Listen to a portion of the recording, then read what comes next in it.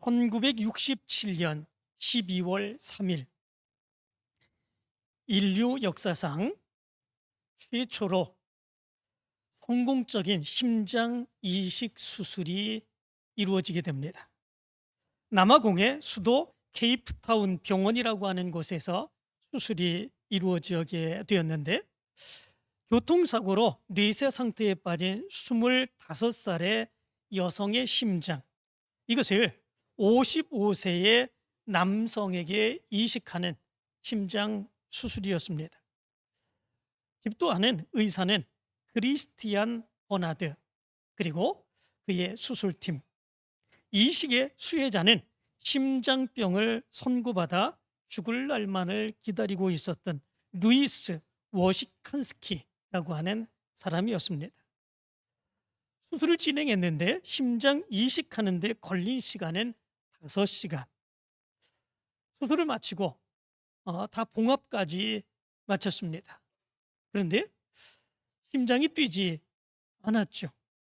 그래서 심장 박동을 촉진하기 위해서 전기 충격을 주자 심장이 꿈틀거리며 혈액을 펌프질하기 시작했습니다. 이 수술팀은 안도하게 되었죠.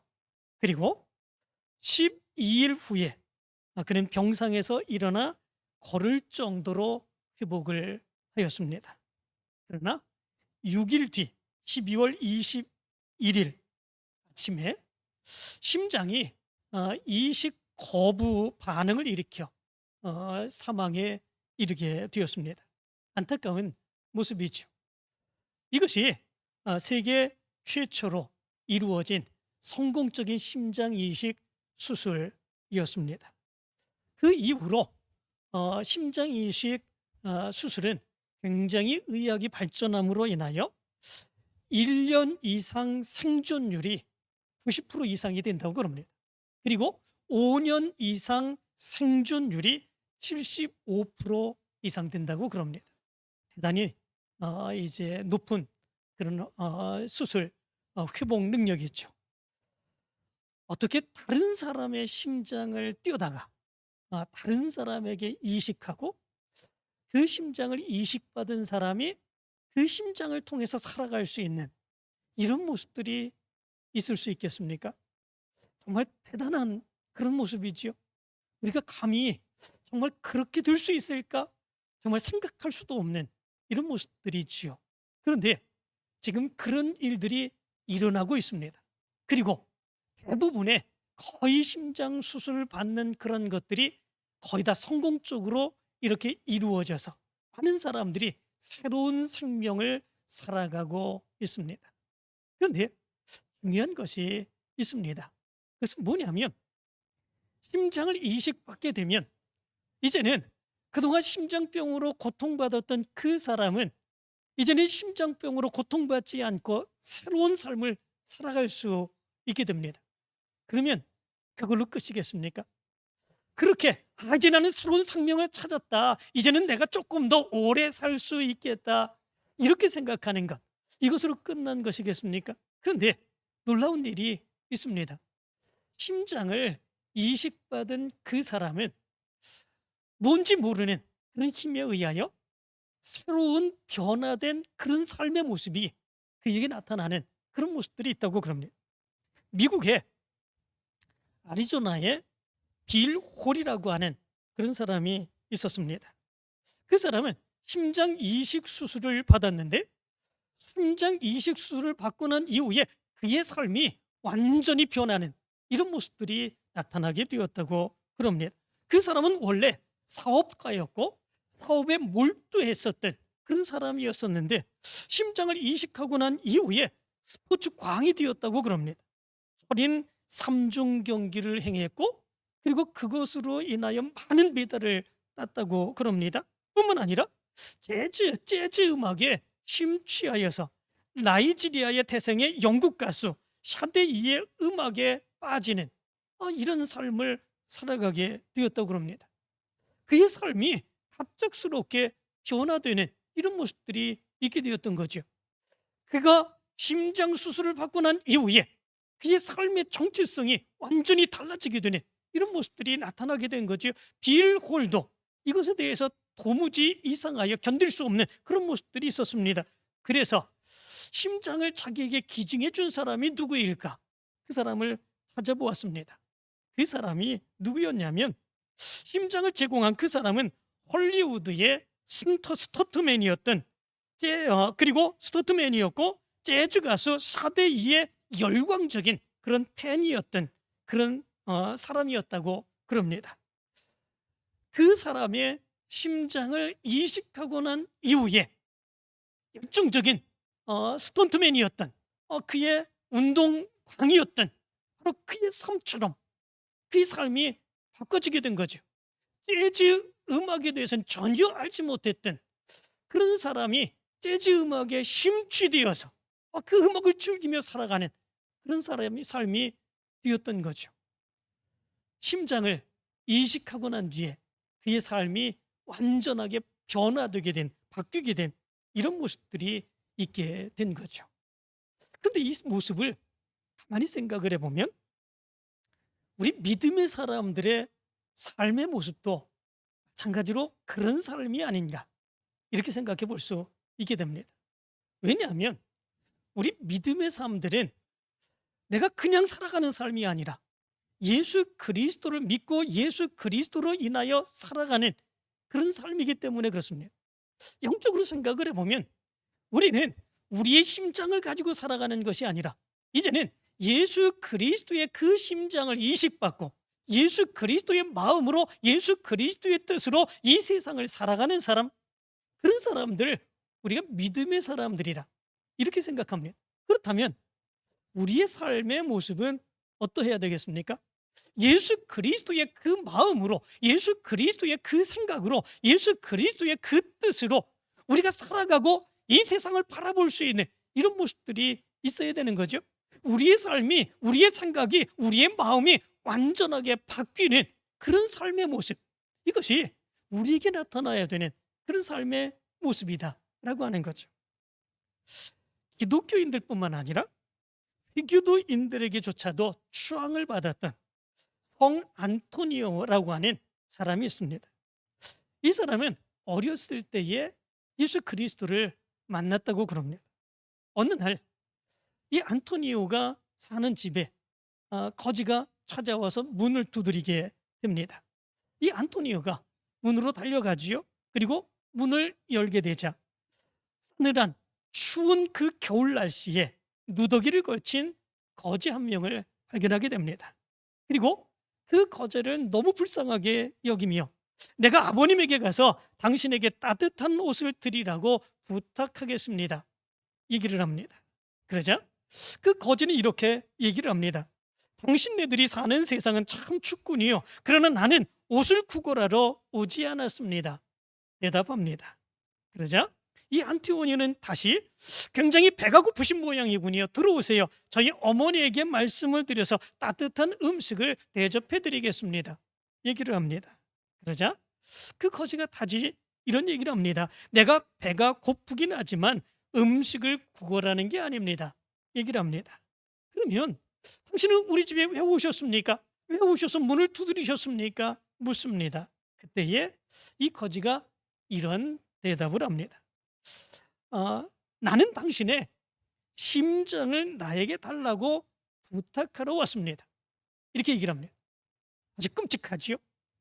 갑자기 누더기를 입은 그 사람이 문을 두드리고 옷을 달라고 하는 것도 아니고 음식을 달라고 하는 것도 아니고 난 당신의 심장을 달라고 부탁하러 왔습니다, 이렇게 얘기할 때 얼마나 끔찍한 그런 모습들이 있습니까? 그 이야기를 듣고 이 안토니오가 얘기를 했답니다.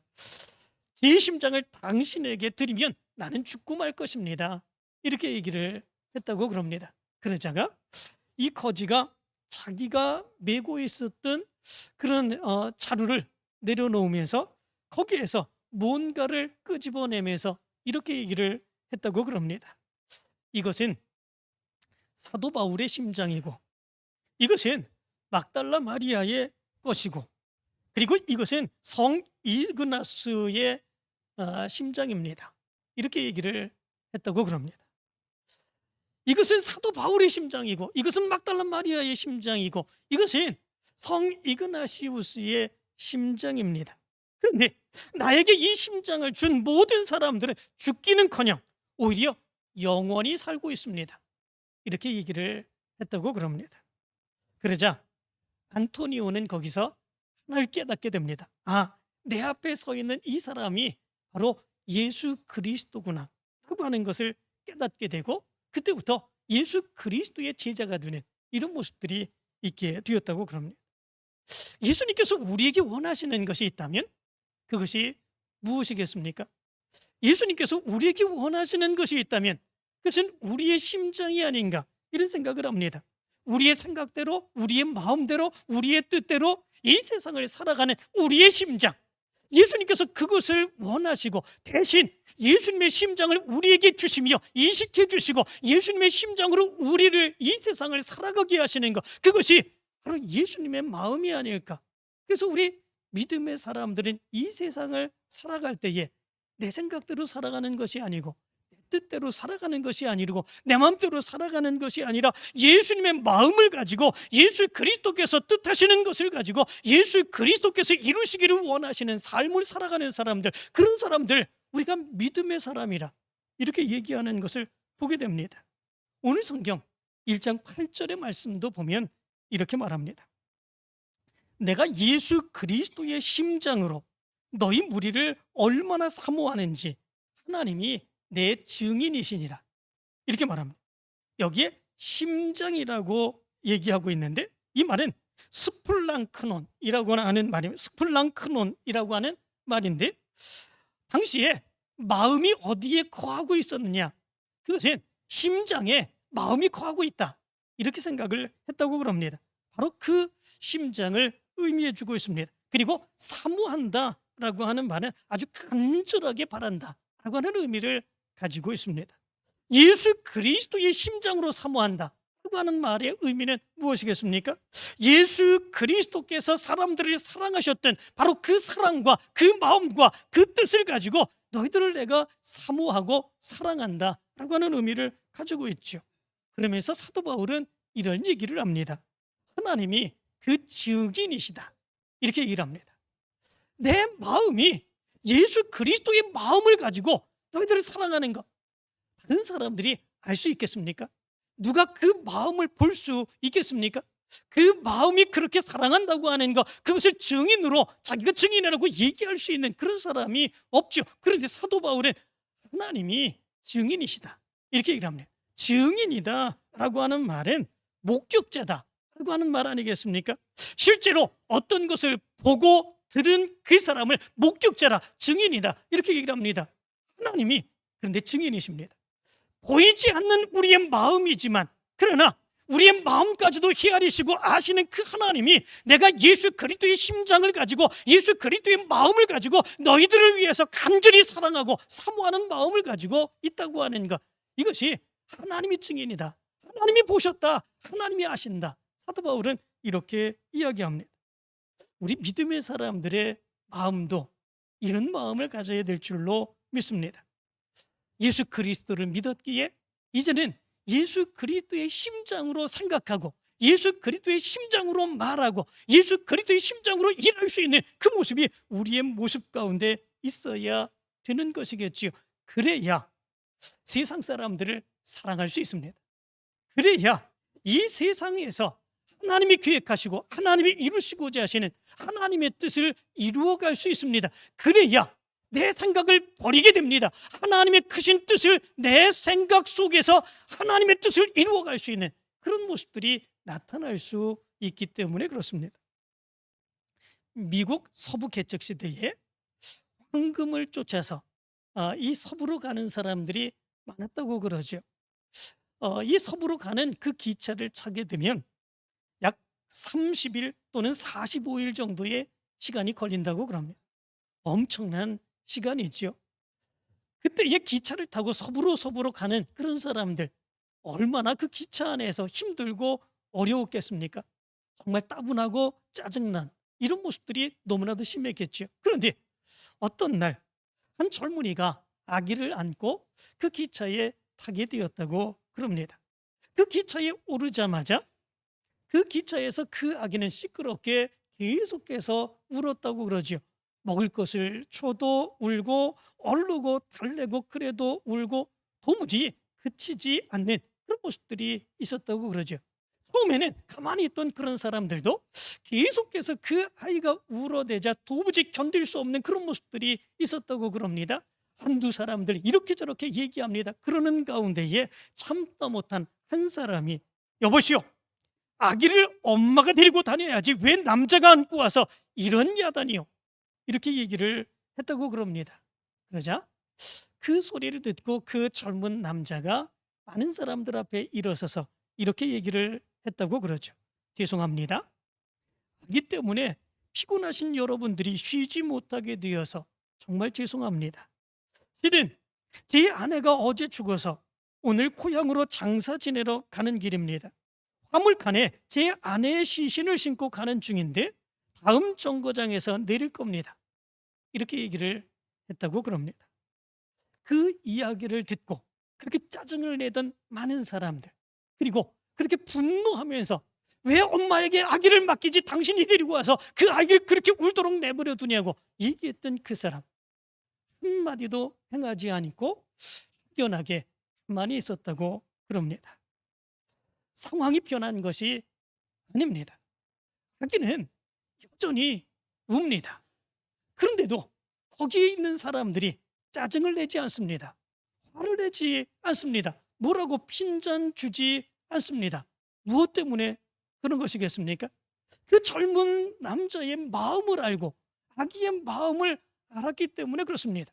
그 아내를 잃은 그 아내의 이제 그 남편, 젊은 남편의 그 마음이 얼마나 속이 아프고 괴로운 그런 마음일까. 뿐만 아니라 엄마 품이 그리워가지고 먹을 것을 주고 얼르고 달래도 이제 울음을 그치지 않았던 그 아이의 아픔의 모습이 얼마나 괴로울까. 거기에 있는 모든 사람들이 다 알았기에 이제는 아이가 그렇게 계속해서 울어도 오히려 짜증나는 것이 아니라 더 불쌍한 마음을 가지고, 더 가엾은 마음을 가지고 그 남자와 그 아기를 바라보는 그런 모습들이 있었던 거죠. 마찬가지의 모습을 갖습니다. 우리가 이 세상을 믿음으로 살아가는 그런 모습 가운데에 우리의 마음과 우리의 생각을 가지고 이 세상을 바라보게 되면 우리의 생각, 우리의 마음, 그런 것들 가지고 우리의 중심으로 바라볼 수 있는 그런 모습만 있을 수밖에 없습니다. 죄 가운데 살아가는 그런 사람들 전혀 불쌍하지 않습니다. 저들을 구원해야 되겠다, 저들을 주님께로 인도해서 천국의 삶을 살게 해야 되겠다라고 하는 마음은 전혀 들지 않습니다. 세상 사람들과 똑같은 그런 마음으로 저 사람보다 내가 더 잘 돼야지, 저 사람보다 내가 더 높아져야지, 그렇게 생각하며 살아가는 모습들이 나타나게 됩니다. 그렇지만 예수 그리스도의 심장이 우리 가운데 있어서 예수 그리스도의 그 심장으로 우리가 변화되는 그런 모습들이 있다면 우리의 생각이 변합니다. 우리의 마음이 변합니다. 우리의 삶이 변합니다. 하나님과 예수 그리스도께서 원하시는 일들을 생각하고 말하고 행하게 되는 그런 모습들이 있게 되는 것이지요. 예수님의 마음과 생각을 가지고 세상을 바라봅니다. 예수님의 마음과 생각을 가지고 사람을 바라보게 되는 그런 모습들이 있게 됩니다. 사도 바울도 바로 그런 모습으로 그의 마음이 변화되는 이런 역사가 있었지 않았습니까? 예수 그리스도를 만나기 이전에는 그의 생각이 중요했습니다. 그의 마음이 중요했습니다. 예수 그리스도를 믿는 사람들을 갖다 죽이고 가두는 그런 일을 했습니다. 완악한 그의 마음이었습니다. 그러나 예수 그리스도를 만나고 예수 그리스도를 믿고 난 이후에 예수 그리스도의 심장을 갖게 되자 예수 그리스도의 마음을 가지고 바라보게 되었습니다. 모든 세상의 사람들이 세상의 죄 가운데 추적하는 그 안타까운 마음을 가지고 바라보게 되었습니다. 자기의 모든 삶을 다 버리고 그래서 한 영혼을 구원하기 위해서 그렇게 믿음으로 사역을 감당해 나가는 그런 역사가 일어나게 되었던 것을 보게 됩니다. 예수 그리스도의 심장으로 우리는 변화되어야 됩니다. 그래야 우리를 통해서 예수 그리스도께서 이루시기를 원하시는 하나님의 놀라운 역사가 이루어질 수 있게 됩니다. 그렇다면 예수 그리스도의 심장을 우리가 가지고 믿음의 사역을 감당하면 우리의 모습에서 어떤 변화가 나타날 수 있겠습니까? 어느 정도의 변화가 나타날 수 있겠습니까? 오늘 성경 말씀 가운데 보면 이 사도 바울의 모습을 통해서 우리는 두 가지의 중요한 변화의 모습을 발견할 수 있게 됩니다. 첫 번째는 보는 것이 달라집니다. 그의 삶의 상황과 환경으로 자기를 바라보고 기뻐하거나 슬퍼하지 않습니다. 사람들은 자기의 삶과 환경 때문에 기뻐하고 즐거워합니다. 조금 잘 되면, 편안하면 기뻐하고 즐거워합니다. 조금 힘들고 문제가 생기면 어려워하고 고통스러워합니다. 이것이 사람의 당연한 모습입니다. 그러나 예수 그리스도의 심장을 가진 그런 사람들은 예수 그리스도께서 행하신 것처럼 살기 때문에 그러하지 않습니다. 삶의 상황과 형편, 그것이 중요하지만 더 중요한 것이 있음을 깨닫습니다. 오히려 예수 그리스도께서 십자가를 지시고 이 세상에 오셔서 자기를 십자가에 내어주시고 죽으신 그 모습을 기억합니다. 그래서 세상에서 죄악 가운데 살아가는 사람들을 보면 슬퍼하고 괴로워합니다. 저들을 구원하기를 원하는 간절한 마음이 있습니다. 자기의 죄를 바라보면서 회개하고 깨닫고 하나님 앞으로 돌아오는 그런 사람들을 보면서 기뻐하고 즐거워하는 그런 모습들이 있습니다. 무엇 때문에 그렇습니까? 그것이 예수님이 이 세상에 오신 이유이고 예수님의 마음이기 때문에 그렇습니다. 예수님의 심장으로 바라보게 되면 이렇게 우리의 삶의 모습이 달라지게 되는 그런 모습들이 있게 됩니다. 사도 바울이 이 빌립보 교회에 지금 편지를 쓰고 있는데 그때의 사도 바울이 가장 중요하게 얘기한 것, 그것은 무엇이겠습니까? 빌립보서 4장 4절의 말씀 가운데 보면 이렇게 말합니다. 주 안에서 항상 기뻐하라. 내가 다시 말하노니 기뻐하라. 이렇게 말합니다. 로마 감옥에서 정말 고통 겪고 힘들고 괴로운 삶을 살았던 사도 바울, 그런데 내가 기뻐하니 너희도 기뻐하라 이야기합니다. 무엇 때문에, 무엇으로 기뻐할 수 있는 것이겠습니까? 예수 그리스도의 심장을 가지고 예수 그리스도의 마음을 가지고 지금도 이 감옥에 갇혀있는 이 순간 예수 그리스도의 사역을 감당한다고 하는 그 믿음이 있기에 사도 바울은 기쁨을 얻게 되는 이런 모습들이 있게 된 거지요. 그리고 오늘 8절에서 이렇게 말합니다. 내가 예수 그리스도의 심장으로 너희 무리를 얼마나 사모하는지 하나님이 내 증인이시니라. 삶의 상황이 중요하지 않습니다. 삶의 형편이 중요하지 않습니다. 예수 그리스도의 심장으로 이 세상을 바라보게 되면 더 중요한 것은 하나님의 뜻입니다. 하나님이 원하시는 일입니다. 하나님이 계획하시는 일입니다. 그것이 더 중요하지 삶의 상황과 형편보다도 오히려 그 예수님의 마음으로 행하는 일들이 더 중요합니다. 그래서 찬송가 438장은 이렇게 찬송합니다. 내 영혼이 은총 입어 중한 지짐 벗고 보니 슬픔 많은 이 세상도 천국으로 화하도다. 주의 얼굴 뵙기 전에 멀리 뵈던 하늘나라 내 맘속에 이루어지니 날로 날로 가깝도다. 높은 산이 거친 들이 조막이나 궁궐이나 내 주 예수 모신 곳이 그 어디나 하늘나라. 할렐루야 찬양하세. 내 모든 죄 사함받고 주 예수와 동행하니 그 어디나 하늘나라. 이 세상에서의 삶의 모습이 높은 산이라도 할지라도 거친 들이라고 할지라도 슬픔이 많은 이 세상의 모습이라고 할지라도 그게 더 중요하지 않다라고 하는 거죠. 더 중요한 것은 내 삶의 모습에 예수님이 동행하며 같이 살아가시는 모습, 그 모습이 더 중요하다라고 하는 거죠. 내가 죄 사함을 받고 예수님과 함께 동행하며 살아가는 삶, 그 삶이 더 중요하다라고 하는 것을 여기서 찬양하고 있습니다. 무엇 때문에 그렇습니까? 어떻게 이렇게 찬양할 수 있겠습니까? 보는 것이 다르기 때문에 그렇습니다. 세상의 사람들은 자기의 삶과 자기의 상황이 더 중요합니다. 어렵고 힘들고 괴롭고 그러면 정말로 힘들고 어려워 고통스러운 모습들이 있습니다. 자기가 조금만 잘 되면 잘 된다고 기뻐합니다. 그러나 믿음의 사람들은 그것을 보는 것이 아니라 이 세상 가운데서 예수님이 무엇하기를 원하시는지, 나를 통해서 예수님께서 이루시기를 원하시는 것이 무엇인지, 예수님께서 기뻐하시는 것이 무엇인지, 그것을 예수의 심장을 가지고 바라보게 되니까 이런 것들이 전혀 문제가 되지 않게 된다라고 하는 거죠. 예수의 심장을 갖게 되면 보는 것이 달라집니다. 여러분들에게도 이 믿음의 역사가 있게 되길 간절히 축원합니다. 두 번째 모습이 있습니다. 예수의 심정으로 변화되면 믿음으로 기도하게 되는 그런 모습들이 있게 됩니다. 믿음으로 살아가는 사람들을 위하여 기도로 기도해주고 저들이 믿음으로 승리하기를 간절히